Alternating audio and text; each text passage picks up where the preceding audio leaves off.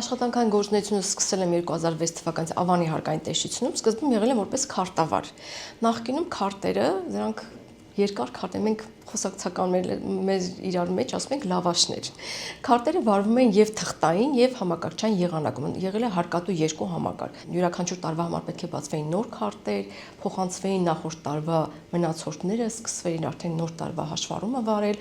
Այնուհետև արդեն ծրագիրը կատարելագործվել է, հարկատու երկու համակարգից անցում ենք կատարել հարկատու 3 համակարգին։ Նոր արդեն դարձել է աստիճանաբար համակարգը, երբ որ ուղղվել է, համապատասխանությունը թղթային եւ էլեկտրոնային քարտերի արդեն ուղղվել են, ծրագրային ապահովումը իրականացվել է, քարտեր դարձել են արդեն էլեկտրոնային քարտեր, այլ ձեռքով վարելու անհրաժեշտություն այսպես ասած չի եղել, իսկ նախկինում մենք այդ քարտերը նույնիսկ տուն ենք տանում, որպեսզի հասցնեինք տարվա համար բացել նոր քարտեր հաշվառումը պահելու համար։ Որպես արդեն 20 տարվա հարկային ծառայության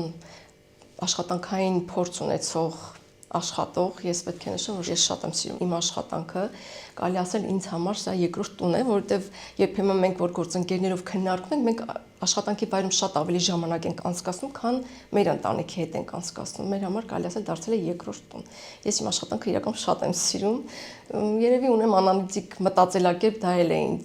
օգնում, որպեսզի ես հաճույքով կատարեմ իմ աշխատանքը, ոչ թե հաճույքը նրանում է, որ մենք տուգանում ենք հարկ վճարողներին, մեր նպատակը հարկ վճարողներին տուգանելը չէ։ Մեր նպատակը, որպեսզի հարկ վճարողները հասկանան, որ պետք է ճիշտ հայտարարեն իրենց հարկերը, պետք է չխաբեն պետությանը, որովհետև մեր գործիքակազմը ուղղված է հենց այդ ստվերի վերհանմանը։ Ընդհանրապես ՊԵԿ-ը փորձում է ստեղծել հարկային մաքսային թափանցիկ միջավայր, խրախուսում է կարգապահությունը, ինքնուրույն կարգապահությունը, ծառայում է Հայաստանի Հանրապետության քաղաքացիներին եւ բիզնեսին, ի նպաստ Հայաստանի Հանրապետության առաջընթացի զարգացմանը։ Հարկ վճարողների ընթացիկ հսկողության վարչության հիմնական նպատակը դա հարկ վճարողների գործունեության օրինականության ապահովումն է, հավասար հարկային միջավայրի ապահովումը բոլոր հարկ վճարողների համար, այլ վերահսկողություն իրականացնող վարչություններից տարբերվում են մեր գործիքակազմով, մեզ վերապահված լիազորություններով։ Մեր կողմից օրենքով վերապահված, մեր վարչության օրենքով վերապահված լիազորությունների շրջանակում ստուգումների եւ ուսումնասիրությունների կազմակերպումը եւ դրանց իրականացումն է, հարկ վճարողների գործունեության նկատմամբ վերահսկողության իրականացումն է, հարկ վճարողների համար հավասար հարկային միջավայրի ձևավորումն է, հարկ վճարողների հետ պետական բյուջեի եկամուտների ապահովումն է։ Մեր վարչության հիմնական գործառույթները հենց ստուգումների ռիսկային ճանաչված հարկ վճարողների նկատմամբ վերահսկողության սահմանն է, որը կարող է կիրառվել տարբեր գործիքակազմում, ինչպես ստուգումներ, ուսումնասիրություններ իրականացնելով, այնպես էլ բացատրական աշխատանքներով, ծանոթությունների միջոցով։ Օրինակ կարող ենք հարկ վճարողների հետ հեռախոսազանգերի միջոցով հրավիրելով ներկայացնում ենք իրենց մոտ առկա ռիսկերը, հորդորում ենք ուղղել իրենց մոտ առկա թերությունները, եթե հարկ վճարողը շարունակում է նույն վարքագիծը, չի ցուցաբերում վարքագծի փոփոխություն, այս դեպքում արդեն կիրառվում են մեզ հասու այլ գործիքակազմ, օրինակ ստուգումներ, ուսումնասիրություններ իրականացնել եւ անընդհատ նմանատիպ հարկ վճարողներին մեր ուշադրության կենտրոնում պահելը, մոնիտորինգ ենք անդադար իրականացնում նման հարկ վճարողների նկատմամբ այնքան ժամանակ, մինչև հարկ վճարողը փոխում է իր վարքագիծը։ Մեր հսկողության տակ գտնվող ոլորտներից հիմնականում, որտեղ անդադար հայտնաբերվում է խախտումներ, դա առևտրի ոլորտն է, շինարարության ոլորտն է, հանրային սննդի ոլորտն է, ինչպես նաև կահույքի արտադրության ոլորտը։ Խախտումներն արդեն վերլուծական գործիքակազմի միջոցով են բացահայտվում։ Ընդհանրապես ստուգումներ, ուսումնասիրություններ մենք կարող ենք իրականացնել միայն ռիսկային չափորոշիչների հիման վրա։ Մեր հայեցողությամբ չենք կարող ցանկացած հարկ վճարողի մոտ իրականացնել ստուգումներ, միայն ռիսկերի առկայության դեպքում է հնարավոր տվյալ հարկ վճարողի մոտ իրականացնել ուսումնասիրություններ։ Իսկ ռիսկերը գնահատվում են արդեն մենք ունենք վերլուծական վարչություն, կան հատուկ մոդուլներ, որոնց միջոցով վեր են հանվում ռիսկերը, ցանկերը տրամադրվում են մեր վարչությանը, արդեն մեր վարչությունը գնահատում է այն գործիքակազմը, այն հսկողական միջոցառումները, որոնք անհրաժեշտ են տվյալ ռիսկը վերացնելու համար։ Ընդհանրապես հարկ վճարողների ընթացիկ հարկային մարմինը առաջնորդվում է հարկային օրենսգրքով, կառավարության որոշումներով, ոլորտին առնչվող այլ նորմատիվ իրավական ակտերով, ինչպես նաև ՊԵԿ նախագահի որոշումներով եւ հրամաններով։ Վերահսկողությունը իրականացվում է կիրառելով վարչարարության տարբեր գործիքակազմեր, սկսած բացատրական աշխատանքներից եւ վերջացրած հսկողական միջոցառումներով։ Հիմնականում փորձում ենք բացատրական աշխատանքների միջոցով հարկ վճարողներին բերել օրինական դաշտ, չկիրառելու համար վերահսկողական գործիքակազմը, սակայն այն դեպքում, երբ բացատրական աշխատանքները չեն տալիս իրենց ցանկալի արդյունքները, այդ ժամանակ արդեն անհրաժեշտություն է առաջանում կիրառելու արդեն վերահսկողության գործիքակազմը։ Վերահսկողության գործիքակազմը ասածը դա մեր կողմից ստուգումների, ուսումնասիրությունների կազմակերպումը եւ իրականացումն է։ Դրանք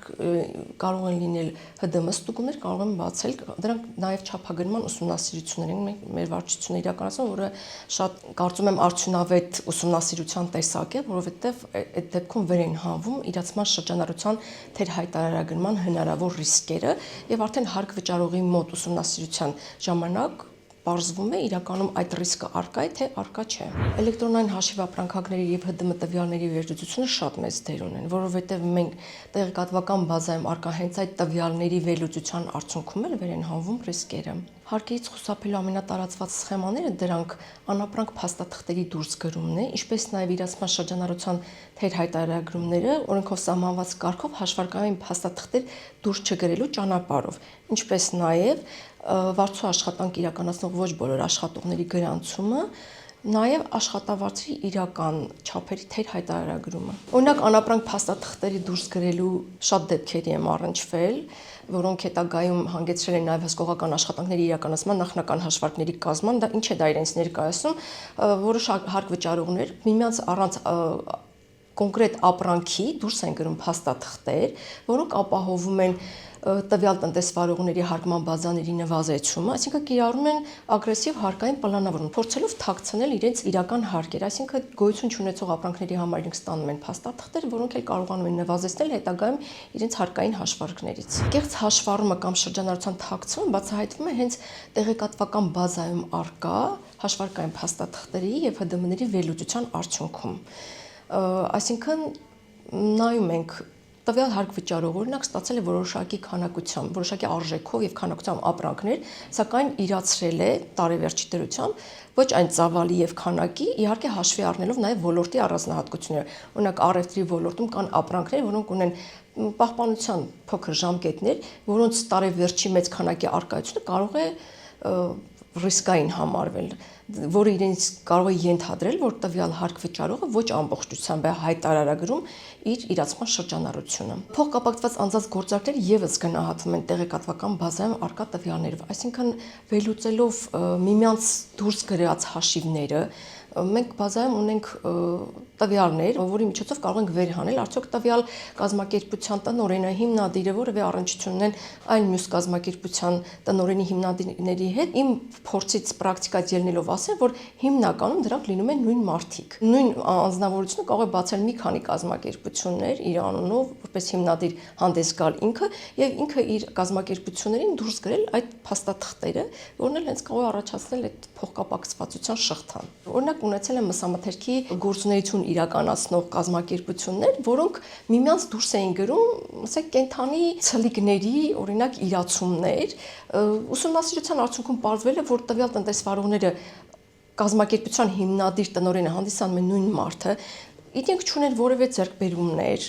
որևէ փաստ, որը կարող է հիմնավորել, որ այդ ապրանք իրենք ձեռք են բերել, սակայն այդ ապրանքները վաճառում են։ Այդտեղից գեներացվել են մեծ հարկեր, մեծ ավելացած արժեքի հարկի դեբետային գումարներ, որոնք իրենք դիմել են օրինական կարգով ՊԵԿ-ից ԱՀ ուսումնասիրություն կատարելու ճանապարհով հետ են վերադարձել։ Այդ սխեմայի շրջանակում բացահայտվել է, որ իրականացում են անապրանք փաստաթղթերի դուրսգրում։ Այդտեղ էլ կա նաև փոխկապակցվածության շղթան, այսինքն ինքը տվյալ անձը իր, այսպես ասած, եւ այն կազմակերպությունը, որը դուրս է գնում հաշիվներ, սովորաբար իրենց հարկային պարտավորությունները չեն վճարում, այսինքն մի կողմում չեն վճարում, մյուս կողմում էլ այդ գոյություն չունեցող ապրանքի դիմաց առաջացած գեներացված ավելացած արժեքի հարկի դեբետային գումարներ կարողացել են իրենք հետ ստանալ։ Ինչպես ենք մենք մոտիվացնում մեր հարկ վճարներում, կոնկրետ ես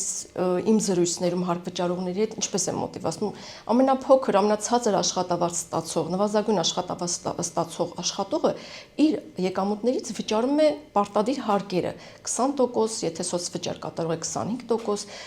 ապահովագրությունն այժմ մտնում արդեն պարտադիր վճարումների մեջ, ինչու պետքա բիզնեսը, շոու բիզնեսը, օրինակ բլոգերները, ինչու պետքա իրենց ստացած եկամուտներից չցանկանան վճարել այդ հարկերը։ Կարծում եմ պետք է մտածելակերպ փոխվի մեր երկրում, հարկերի վճարման մտածելակերպ պետք է փոխել, այսինքն հարկ վճարելը պետք է լինի ոչ թե բեռ, այլ պետք է լինի իրենց ամենօրյա պարտականությունը։ Ընդհանրապես բոլոր տնտեսվարողներին խորհուրդ կտամ վճարել իրենց հարկերը, ճիշտ հայտարարել իրենց հարկերը, որովհետև այդ ամեն ինչը նպաստում է մեր տնտեսության զարգացմանը։ Միայն այն փաստը, որ այժմ կառուցվում են այդքան դպրոցներ, մանկապարտեզներ, հիմնանորոգվում, վերանորոգվում են միջպետական, հանրապետական նշանակության ճանապարհներ, բարձրացվում են թոշակները, իրականացվում են սոցիալական շատ կարևոր ծրագրեր եւ 26 թվականից ներդրվեց առողջապահության պարտադիր ապահովագրությունը պետք է բավարար հիմք հանդիսանա մեր հարկ վճարողների համար, որ իրենց հարկերը ուղղվում են ճիշտ նպատակին եւ նպաստում են մեր պետության զարգացմանը եւ անվտանգության բարձրացմանը, որովհետեւ տնտեսությունը ինքը եւս անվտանգային մեկ կարևոր բաղադրիչ է պետության կայացման գործում։